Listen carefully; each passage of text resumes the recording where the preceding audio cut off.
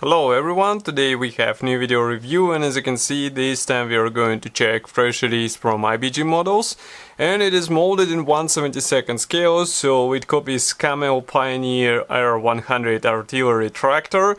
There will be also another option, we will review it in separate video, but this particular video review will be dedicated to this kit, and this is a commercial sample, so it means you will get exactly the same stuff as what you'll see in this video review. We are going to open it and as usual check everything what is hidden inside. So first of all we have here, I would say, standard box size for IBG. Here you can see comparison with my hand, we have quite nice box art by the way.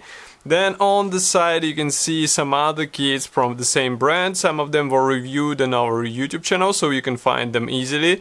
And then on the opposite side you can see three marking options which are included into this kit, but we will check them when we will be opening the assembly manual and decals, obviously. So let's open it. It's a top-loaded box, and here you can see what we have inside. So all frames are packed into two plastic bags. Then we have separate plastic bag with decals and P, and then we have assembly manual here. But obviously we will start with plastic first, and then gradually we will continue to other things which are included into this kit. And meanwhile, let me remind you that we have special support button on our website, and it is done via PayPal, so if you want to help us or you appreciate our video reviews, you can help us financially by clicking this button and sending via PayPal. Even small amount, it will still make the difference, because we will be able to use it for new photo and video equipment, or maybe for new kits to be reviewed on our YouTube channel. So both plastic bags were sealed. I'm going to cut through them and we will check this set of sprues. Just give me a sec. In the meantime, I can say that what I can see through the plastic bag, it is quite detailed plastic, so it should be interesting to see how the porous division is done.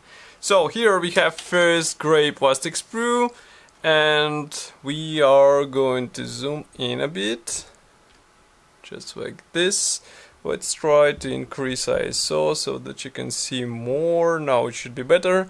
Okay, so what we have here is some front cap parts. Also here we have wheel arches, for example. Here you can see even engine parts. Here we have, as I said, front cap parts.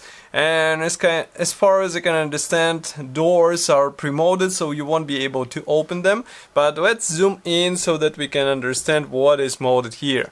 So first of all, in this corner we have various mechanical parts. I guess these ones are fuel tank. Here we have wheel arches.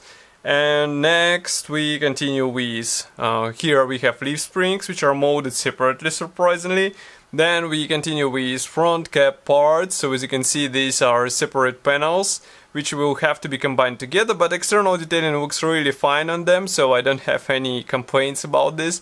Next we continue with engine here, and if you flip it over here inside you can notice that we have guiding pins, and for cap parts we have some internal detailing which might be handy in case you love to do some weathering in the cap inside the truck.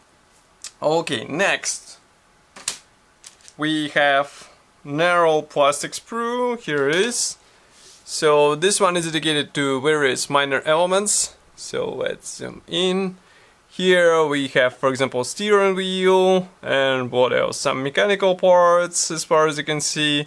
And all this stuff is really tiny. This is a 1/72 scale. Here, for example, you can see a really small shovel, and you can see it relative to my fingertip. It is really tiny, but still it is quite surprising to see such amount of parts in 1/72 scale. I mean, some 1/35 scale kits feature less details in the standard package, but here we get out of the box really noticeable parts design, I would say. Next we continue with two identical plastic frames. So here we have road wheels and also some minor parts. For example, here you can see rifles. And that's really cool that we have road wheels molded out of plastic, so that means you won't have to deal with vinyl parts. This should be easier to paint and weather, even though they are molded here as a one-piece part with wheel rim, and as you can see the other part is inserted from the opposite side. And as far as you can see, there are no writings on the tire walls, but it is not as surprising as it might sound to be, because I mean, this is plastic kit, not a resin kit, so it would be strange to expect such stuff out of the box, let's say.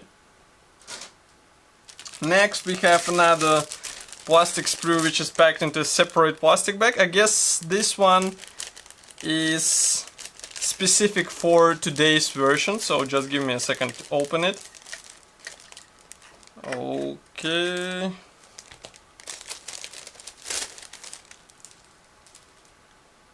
It will be used for the rear section, so here you can see it.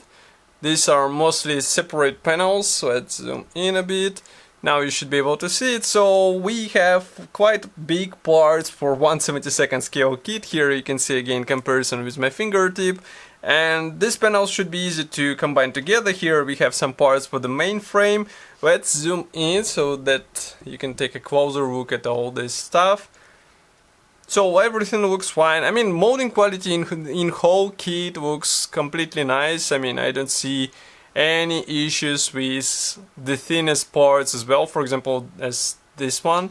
And if we flip it over, we can see that these parts are detailed inside as well. But some modelers, I know, they will try to add some stuff here, maybe with painting, maybe with weathering, and that will be a nice idea, because in 1/72 scale it won't be difficult to experiment with this, but final result will be really, I would say, nice and awarding, because I mean, not that many modelers really build 1/72 scale AFV models with sophisticated weathering, let's say. Next we go on with something you might have missed, because there is no clear plastic sprue, so that's why we have this small film which should replace all windows in the front cap. Here it is. As you can see, you have to cut through the film, cut all these special sections and insert them into the front cap. Then we continue with small P thread. Here we have various parts for fine detailing of this kit. And this is also typical IBG Models bonus. That's really cool to see it out of the box in 1/72 scale kit. So that's definitely a huge plus of this kit. And then we also have small decals sheet. Here it is.